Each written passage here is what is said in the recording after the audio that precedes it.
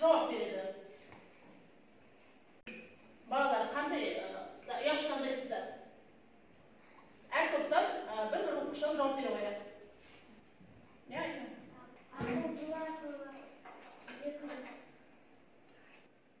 Біз болсақ бірдей емес. Қайсы сөз табында тұр?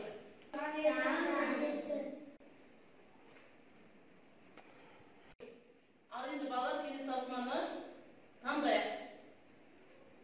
Әйтеке тобы? Зат есім сұрақтары қандай? Зат есім сұрақтары кімнер, кімдер, елі. Да, олай болса балалар дұрыс жауап берген қарайық. Ақылдылар, үсіз. Менің кітабым сөзін үш жақта тәуелдеп айт. Менің кітабым, сенің кітабың, оның кітабы. Төлебек тобының жауабын қарап жіберейік. Жарайсыздар балалар, өте жақсы керемет айттыңыздар. Ал балалар енді бүгінгі тақырыбымызда бұл жайық. Ал балалар енді мына суреттен қандай сөздер көп көрдіңіз балалар?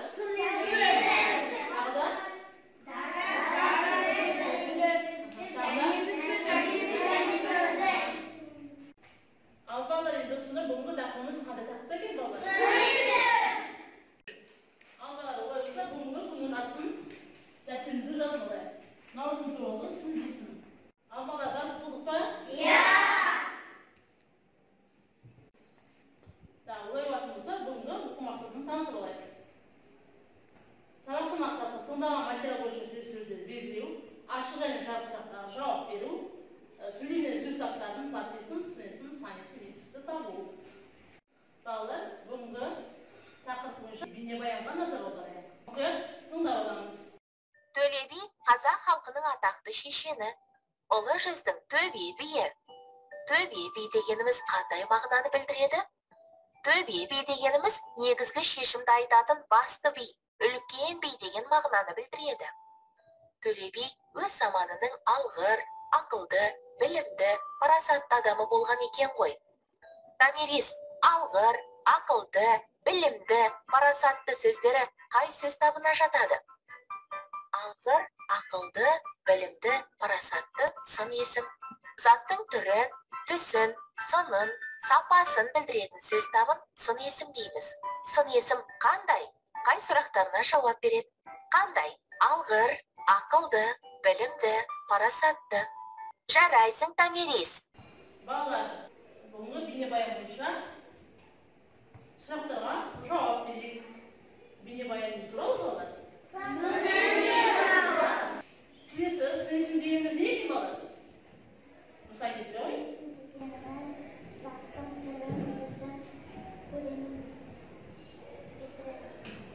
Мысал келтіре қойып. Дұрыс па балалар? Иә! Келесі сын есім сұрақтарын білесіз бе? Дәлел келтірейік. Сын есім сұрақтарын білесіз бе? Иә? Мақал келтіре қойып. Қай деген сұрақтарға жауап береді. Кім мысал келтіріп жүреді балалар сын есімге байланысты? Ерасыл айта қойып. Ақылды бала, қандай бала болсын десін. Өте жарайсыздар балалар. Балалар енді олай болса жедел-хат тапсырмасын орындап жіберейік.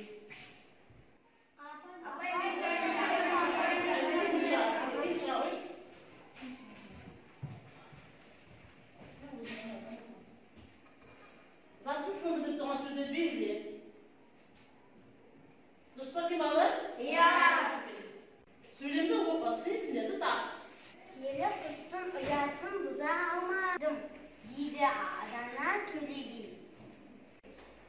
Осының ішіндегі келі дана деген сөз сын есім. Келесі тапсырманы орындап жүр. Нақыл сөзді оқып, сын есімдерге сұрақ қой. Ең тәтті де тіл, ең ащы да тіл. Ең қатты да тіл, ең жұмсақ та тіл. Ал осының қайсыны сұраққа қояйық. Ал енді дұрыс па екен тексеріп жіберейік. Дұрыс па екен қарайық. Яғни 10-да 10 ұпай. Барлығы да дұрыс екен. Балалар енді топты тасымады орда жүрейік, ашық және жағы сұрақтарға жауап бересін. Полковник шенімен дивизия басқарған батыр қазақты білесіңдер ме? Ол халық қаһарманы, әйгілі қолбасшы Бауыржан Момышұлы. Аталары Ұлы Отан соғысының даңқты батырларының бірі болған. Бала, бейнебаян туралы ол қандай адам болған? Бауыржан Момышұлы туралы. Ол халық қаһарманы, әйгілі қолбасшы болған. Жақсы, жарайсыңдар. Оның жау шебінде қалып, жоққа баланған батальонын аман есен қоршаудан алып, шыққан ерлігі аңызға айналған. Бауыржан аталарын қазақтың әскери соғыс өнерін сол кездердегі шайқастарда шебер пайдаланған. Бауыржан Момышұлы қан майданда не үшін соғысқан? Нұрайым айта ғой.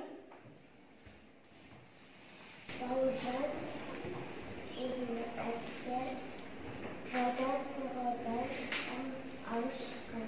Жарайсың, отыра ғой мұна.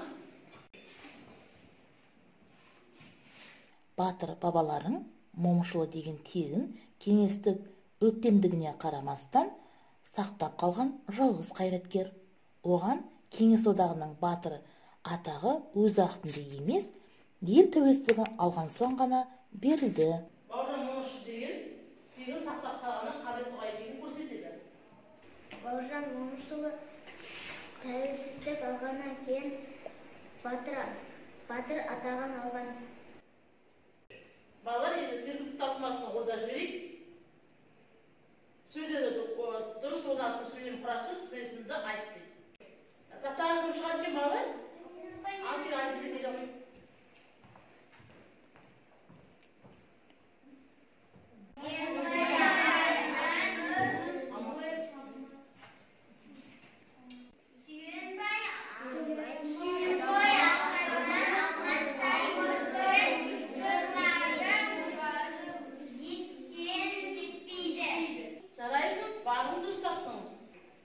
Тасыма жеке жұмыс, мәтін берген, осы мәтінді әдемдеп, көркемдеп жазамыз.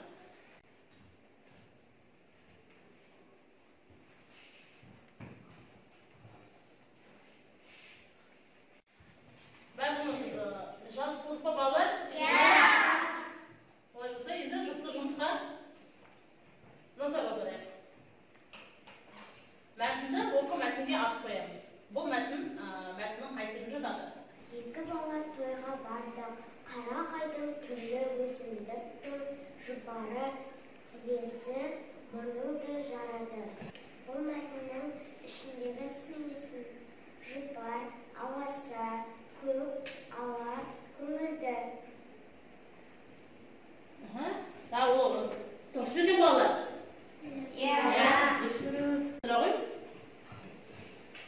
Аласа бұтырлардың арасынан сұр торғай көк шымшықтар пыр-пыр ұшады.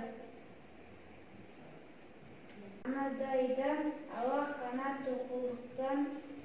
тоқылдақтан тоқылы естіледі. Тоғай іші көңілді. Бұл мәтін сипаттау мәтініне жатады.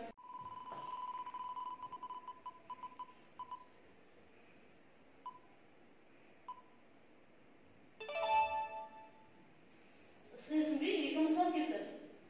Байланысты сәйкес ғой.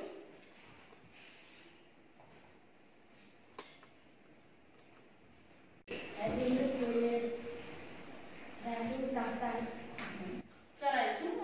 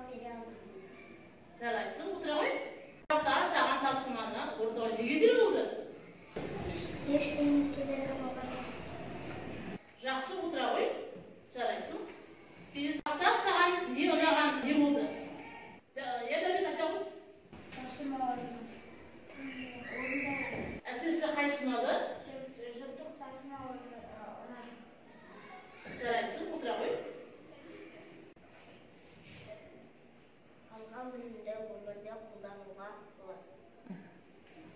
Жарайсың, отыра қой. Енді үйге тасыма 48 шаттықты аламыз. Жарайсың да.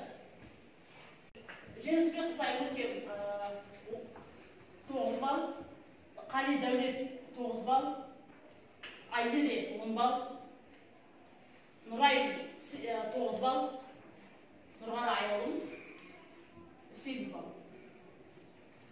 Осымен бүгінгі сабағымыз аяқталды.